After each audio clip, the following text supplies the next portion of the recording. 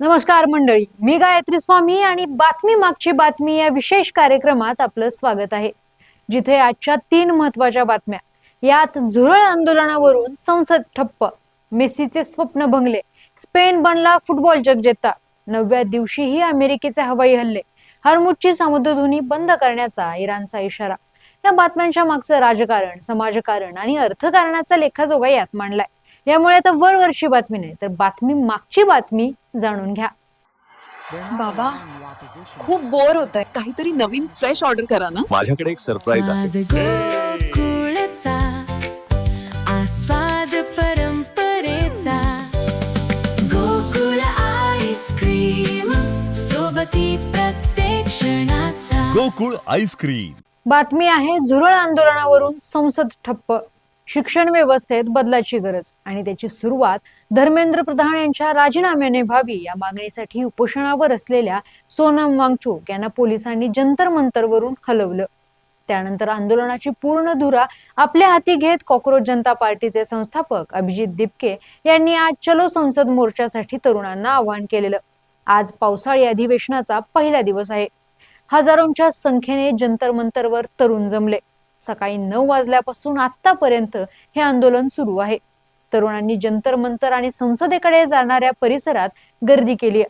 तरुणांचा प्रचंड लोंढा बघून सरकारने दिल्ली मेट्रो सेवा बंद केली, आंदोलकांवर लाठीचार्ज केला आणि धुराच्या नळकांड्याही फोडण्यात आल्यात.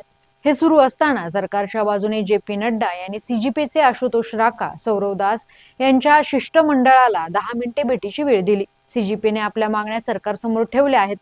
अमित शहा यांची धर्मेंद्र प्रधान यांच्यासोबत बैठक सुरू आहे. अधिवेशन जसं सुरू झालं तसं विरोधकांनी नीट पेपर लीक आणि राम मंदिर चोरी प्रकरणी घोषणा द्यायला सुरुवात केली. विरोधी पक्षातील खासदारांनी तरुणांना आणि दिपके यांना पूर्ण पाठिंबा दिलाय. सीजीपीचे आंदोलक संसदेच्या गेट पासून 150 मीटरवर जाऊन पोहोचलेत. संसदेचे सर्व गेट्स बंद करण्यात आलेत. संसदेच्या बाहेर आंदोलन रोखण्यासाठी पोलिसांचा फौजफाटा तैनात करण्यात आला आहे. या गदारोळामुळे संसदेचं कामकाज ठप्प झाले. यामुळे सरकार काय भूमिका घेईल याकडे सर्व देशाचं लक्ष लागून आहे. बातमी आहे फुटबॉल विश्वातून. मेसीचे स्वप्न भंगले, स्पेन बनला फुटबॉल जगजेता. धैर्य, पेशन्स आणि आक्रमक फुटबॉलच्या जोरावर स्पेनने फिफा विश्वचषक 2026च्या थरारक अंतिम सामन्यात अर्जेंटिनाचा 1-0 असा पराभव करत विश्वचषकावर आपलं नाव कोरलं आहे. अतिरिक्त वेळेत फेरान टोरेसने केलेल्या निर्णायक गोलमुळे स्पेनने 2010 नंतर दुसऱ्यांदा जगजेते पदाचा चषक उंचावला.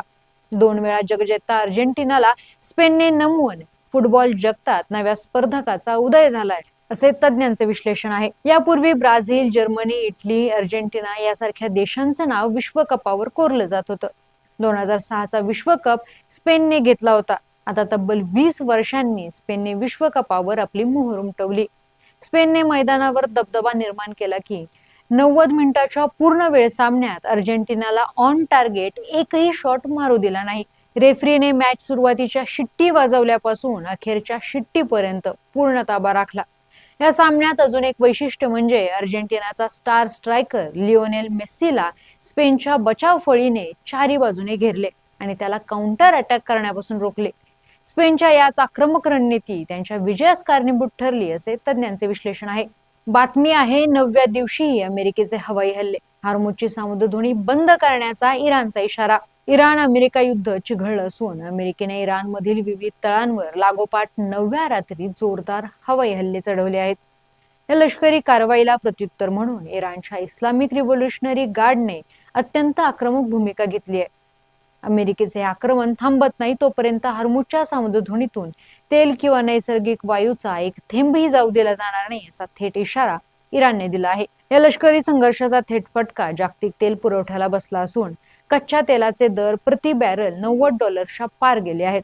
या मार्गावरून जाणाऱ्या एका व्यापारी जहाजाला आग लागल्याचेही वृत्त समोर आले आहे. दरम्यान जॉर्डनमध्ये झालेल्या इराणी हल्ल्यात 3ऱ्या अमेरिकन सैनिकाचा मृत्यू झाल्याची पुष्टी पेंटागॉनने केली आहे. या सैनिकांच्या बलिदानाचा बदला घेण्यासाठीच हे हल्ले केले जात असल्याचे अध्यक्ष डोनाल्ड ट्रम्प यांनी स्पष्ट केले. अमेरिकेचे परराष्ट्र मंत्री मार्को रुबियो यांनी आंतरराष्ट्रीय समुदायाला समुद्री मार्ग सुरक्षित करण्यासाठी पुढे येण्याचे आवाहन केले आहे. तर दुसरीकडे दोन्ही देशात मध्यस्थांमार्फत पडद्यामागील चर्चा सुरूच असल्याचे इराणने म्हटले आहे. धन्यवाद आणि पाहत रहा सकलम.